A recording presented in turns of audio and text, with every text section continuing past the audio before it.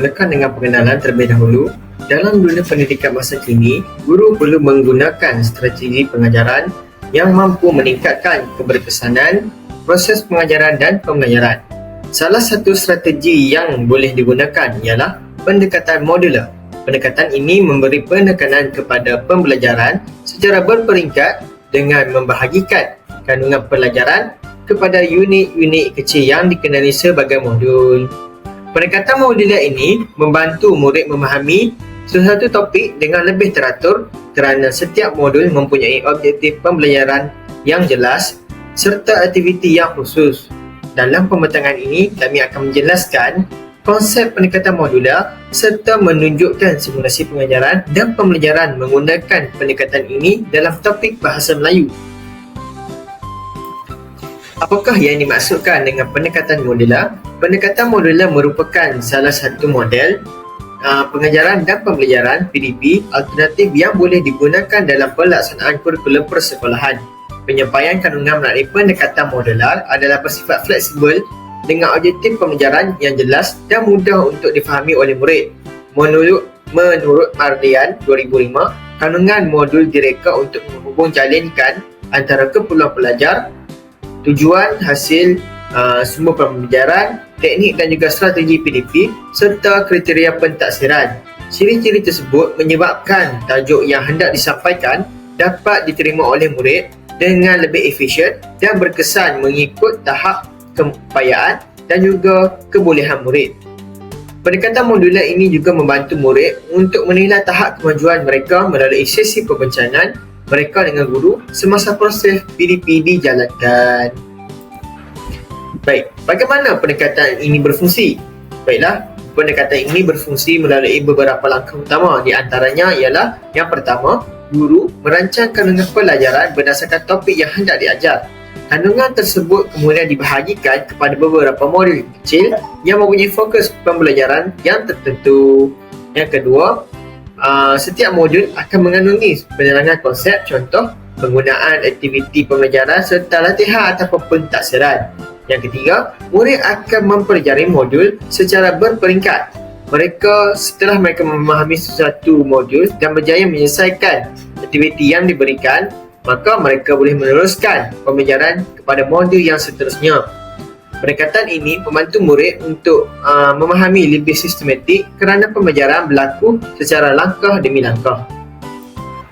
Baiklah, dalam pendekatan modular ini, guru memainkan peranan yang paling penting sebagai fasilitator. Baiklah, guru mempunyai peranan penting dalam melaksanakan pendekatan modular kerana guru perlu mempunyai pengalaman dan juga kemahiran dalam mata pelajaran masing-masing untuk melaksanakan pendekatan tersebut. Berikut adalah beberapa peranan guru dalam pendekatan ini. Baiklah, guru sebagai fasilitator. Guru berperanan sebagai fasilitator untuk menggalakkan dan juga membimbing murid bagi mencapai sesuatu objektif pembelajaran. Sebagai fasilitator juga, guru perlu mewujudkan persekitaran pembelajaran yang memberi peluang kepada murid untuk menguji kemampuan mereka. Proses menggalakkan dan membimbing murid memerlukan kemahiran kepimpinan dalam pencerapan klinikal, menimbulkan persoalan, bertindak, membuat ulang kaji, menerima pendapat dan juga menganalisis maklumat. Guru juga bertindak sebagai perancang pembelajaran. Guru berperanan sebagai perancang dan juga pengurus aktiviti PDP. Perancangan aktiviti PDP adalah berdasarkan rancangan pengajaran tahunan RPT mengikut DSKP iaitu Dokumen Standard Kandungan Pembelajaran. Seterusnya, daripada RPT ini, guru akan menyediakan rancangan pengajaran harian iaitu RPH mengikut keperluan dan juga kesesuaian tahap penguasaan murid berdasarkan bidang, tajuk, kemahiran, nilai serta menggunakan pedagogi yang sesuai. Okey, baik, murid ini akan dinilai secara berterusan bagi membantu guru melaksanakan tindakan susulan iaitu pengukuhan dan juga pemulihan sekiranya murid tersebut belum mencapai satu standard kandungan dan juga standard prestasi. Okey, menurut Kadab Setpal 2013, perbezaan keupayaan individu di kalangan murid perlu diambil kira dan memerlukan perancangan untuk memastikan penggunaan teknik-teknik pengajaran ini paling sesuai untuk membantu perkembangan individu murid. Kerjasama di antara guru mata pelajaran sangat penting bagi memastikan PDP pendekatan modular ini berjalan dengan lancar. Guru boleh menjalankan PDP secara team teaching ataupun pengajaran secara berkumpulan, seterusnya menghasilkan aktiviti yang lebih bermakna. Untuk peranan murid ni dia memainkan peranan yang aktif dalam proses pembelajaran mereka. Jadi mereka ini perlu mengikuti pembelajaran berdasarkan modul yang disediakan oleh guru serta melaksanakan aktiviti yang diberikan dalam setiap modul. Jadi murid juga perlu bekerjasama dengan rakan mereka sendiri dalam aktiviti berkumpulan serta bertanya kepada guru sekiranya terdapat perkara yang tidak difahami atau mengelirukan. Pendekatan modular, kemahiran yang diterapkan dalam pendekatan modular ini membantu murid membina beberapa kemahiran dalam pembelajaran. Jadi antaranya ialah kemahiran berfikir secara kritis di mana murid perlu menganalisis maklumat dalam setiap modul. Selain itu, pendekatan ini juga membantu meningkatkan kemahiran komunikasi kerana murid juga perlu berbincang dan berkongsi idea dengan rakan semasa menjalankan aktiviti sesama mereka. Jadi, pendekatan ini turut menerapkan kemahiran kolaborasi melalui aktiviti secara berkumpulan serta kemahiran literasi digital apabila melibatkan penggunaan teknologi yang dimasukkan ke dalam proses pembelajaran mereka. Untuk hasil pembelajaran, melalui pendekatan modular ini, murid ni dia dapat memahami isi pelajaran ni secara lebih teratur dan sistematik. Murid juga dapat menguasai kemahiran bahasa dengan lebih baik kerana mereka juga mempelajari sesuatu topik secara berperingkat. Selain itu, pendekatan ini juga dapat meningkatkan penglibatan murid dalam aktiviti pembelajaran serta membantu mereka mengaplikasikan pengetahuan yang dipelajari dalam situasi sebenar. Ciri-ciri pendekatan modular. Pendekatan modular mempunyai beberapa ciri utama. Antaranya ialah kandungan pembelajaran dibahagikan kepada beberapa modul kecil yang mempunyai objektif pembelajaran tertentu. Pembelajaran juga berlaku secara berperingkat dan sistematik di mana setiap modul mempunyai aktiviti pembelajaran serta latihan untuk menilai tahap penguasaan murid. Ciri-ciri pendekatan modular. Pelaksanaan pendekatan modular dalam PDP membolehkan guru mempelbagaikan teknik dan kaedah pengajaran berdasarkan kebolehan dan perkembangan murid. Pelaksanaan pendekatan modular mengambil kira perkara-perkara seperti berpusatkan murid, kesepaduan, linear dan bukan linear serta fleksibel. Berpusatkan murid. Aktiviti berpusatkan murid bertujuan untuk menggalakkan penglibatan murid secara aktif semasa proses PDP. PDP berpusatkan murid adalah pendekatan yang membolehkan murid menggunakan kandungan, aktiviti dan bahan berdasarkan kebolehan sendiri menurut Collins 2003. Guru dan murid berinteraksi secara dua hala serta murid akan menunjukkan sifat-sifat bersosial yang positif. Dalam pendekatan modular, aktiviti berpusatkan murid adalah aktiviti yang berasaskan perkembangan potensi dan minat murid. Murid akan menjalankan pembelajaran secara self-directed, self-access dan self-paced. Menurut Carolinda dan Sherry 2014, self-directed adalah pembelajaran terarah kendiri di mana murid akan menentukan tajuk yang ingin dipilih dalam satu bidang yang ingin dipelajari. Manakala, menurut Sherry 1991, self-access adalah pembelajaran akses ke diri di mana murid mencari dan mendapatkan maklumat mengenai tajuk yang ingin dipelajari daripada pelbagai sumber.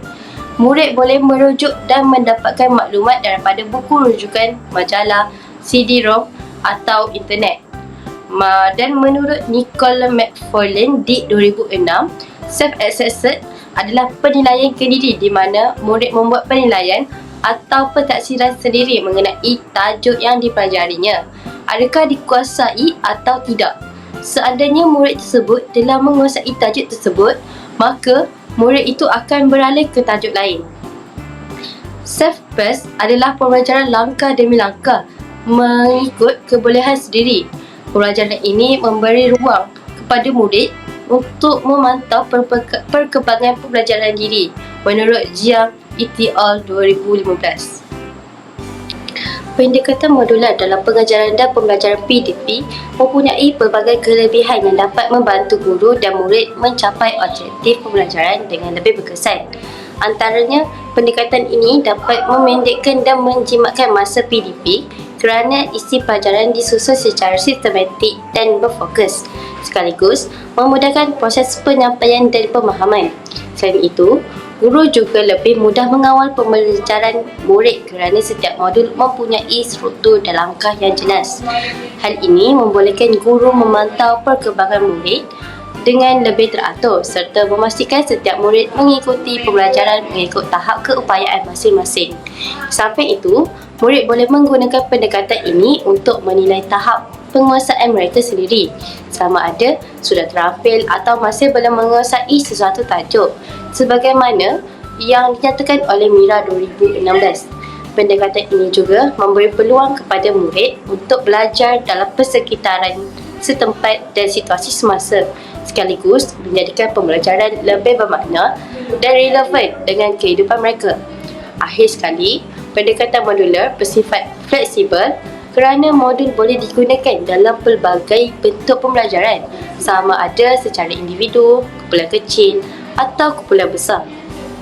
Fleksibiliti ini membolehkan guru menyesuaikan kaedah pengajaran mengikut keperluan dan situasi pembelajaran yang berbeza. Walau bagaimanapun, pendekatan modular turut mempunyai kekurangannya, iaitu memerlukan masa yang lebih lama untuk menyediakan modul pembelajaran. Guru juga perlu membuat perancangan yang teliti supaya setiap modul dapat disusun dengan baik.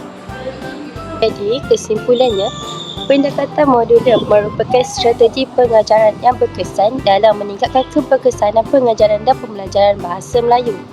Melalui pembahagian kandungan pembelajaran kepada modul kecil, murid dapat memahami sesuatu topik secara lebih sistematik dan berperingkat. Pendekatan ini juga dapat meningkatkan pelibatan murid dalam aktiviti pembelajaran serta membantu mereka menguasai kemahiran bahasa dengan lebih baik.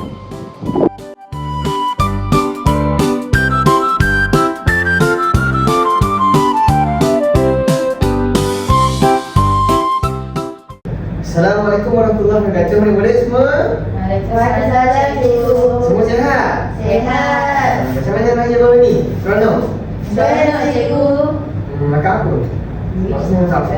Saya makan ketupat. Ketupat awak dia? Saya makan rendang. Rendang? Ayam. Tidaknya cikgu kamu sibuk dengan kerja ni, tak sempat nak raya. Tak apalah. Kesian, cikgu. Macam mana kan? Tugas apa? Tak baiklah, murid-murid, hari ini kita nak belajar topik baru, iaitu siapa tahu agak tu? Tak tahu dah, cikgu. Tahu? Baiklah, kalau sebelum ni kita belajar tentang kata seni nama, hari ini kita nak belajar tentang kata adjektif.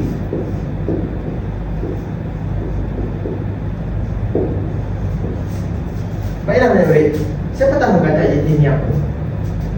Saya tahu. Apa dia ni?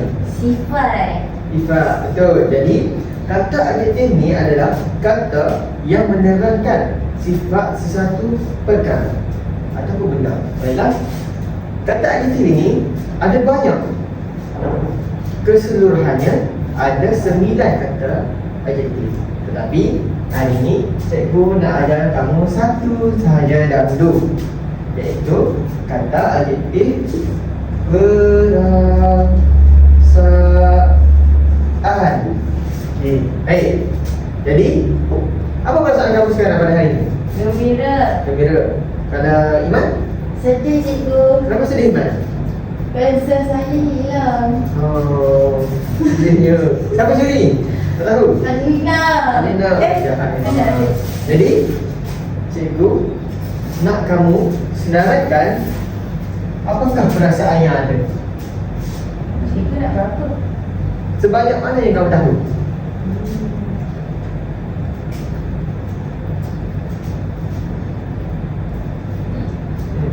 Kita 3 je.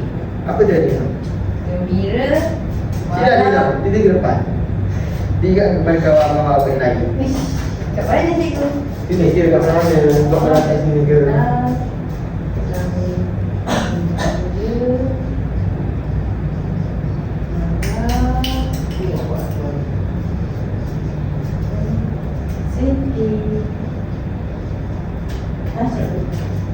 Kalau Iman,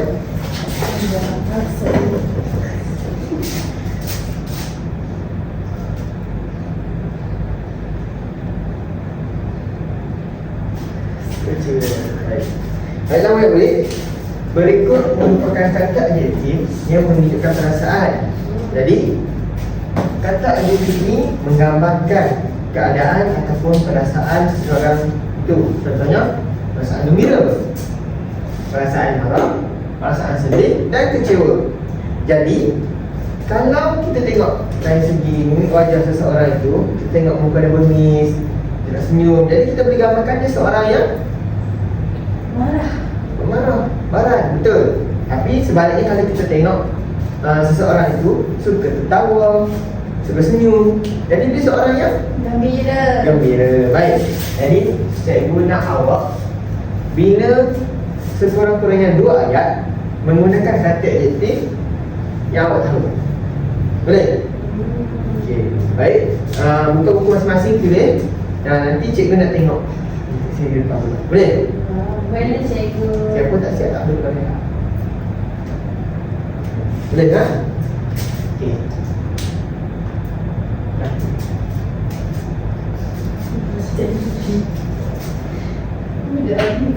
Betul ke ni? Betul lah.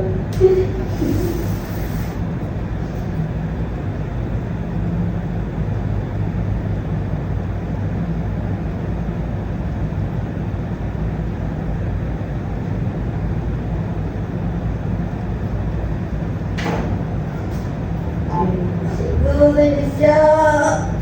Mana? Dah Dua dekat. ayat. 2 ayat saja. Perlu sebut ke cikgu? Perlu, sila baca. Sekejap dengar ya. Saya punya 2 ayat di sini. Jadi ayat pertama, Ali berasa gembira kerana mendapat hadiah hari jadi. Yang kedua, Alia kelihatan sedih selepas mendengar berita itu. Terus. Macam Jadi awak faham apa itu kata adjektif perasaan. Jadi kata adjektif perasaan adalah menunjukkan perasaan seseorang itu sama ada mereka gembira, marah, sedih, kecewa ataupun sebagainya. Contoh lain, perasaan keliru.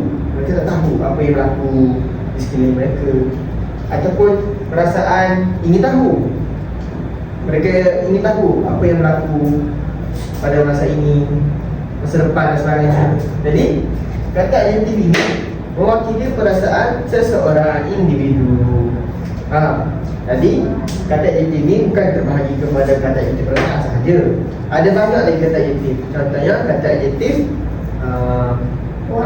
warna. Lagi? Bentuk. Lagi? panca indera. Panca indera, betul. Tapi hari ini kita hanya fokuskan sahaja kepada kata adjektif perasaan. Jadi memandangkan cikgu tengok murid-murid dah sedikit faham, apa kata kalau kita jawab kuis? Nah. Tengok sekarang. Baiklah murid-murid, kita akan mulakan kuis kita sekarang. Jadi cikgu harap kamu beri kupon penuh dan jawab soalan-soalan yang dipaparkan di hadapan ini dengan betul. Baiklah, kita mulakan dengan dalam kiraan 3, 2, 1. Baiklah. Okey, Iman, baca soalan. Why kita amat akan anak-anaknya? Jadi Jawapannya melihat sayang. kerana di hadapan jawapannya Sayang. sayang atau cinta. Sayang. Kenapa sayang? Perasaan. Perasaan. Jadi jawapannya sayang. Yang kedua, Adina, Azman sangat kepada adiknya kerana merosakkan mainan kesukaannya. Jadi perasaan yang Azman berasa adalah Marah kenapa marah? sebab adik dia rosakkan mainan. Kenapa? Gimana kenapa mesti? Sebab mainan dia rosak. Sebab gambar yang dipaparkan dengan halaman adalah menunjukkan ini untuk ada yang marah. Baik. Seterusnya, balik sangat orang yang tidak menepati janji. Jadi ada jawapan suka, gembira dan benci. Jadi berdasarkan gambar yang kamu tengok di depan ni, agak-agak Farid ni sangat apa? Lepas 3. Apa dia Aiman? Wah. Sangat benci. Betul.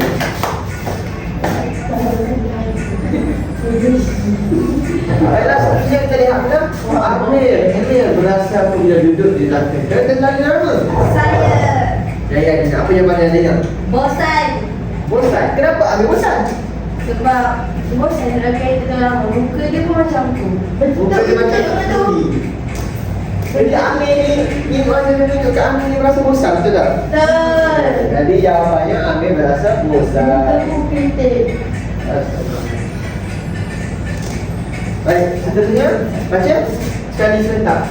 Salah makan ahli keluarganya kerana dia sudah lama tidak pulang ke kampung. Baik, jadi berdasarkan gambar yang kamu tengok di depan, macam mana perasaan Sarah apabila dia sudah lama tidak pulang ke kampung halaman?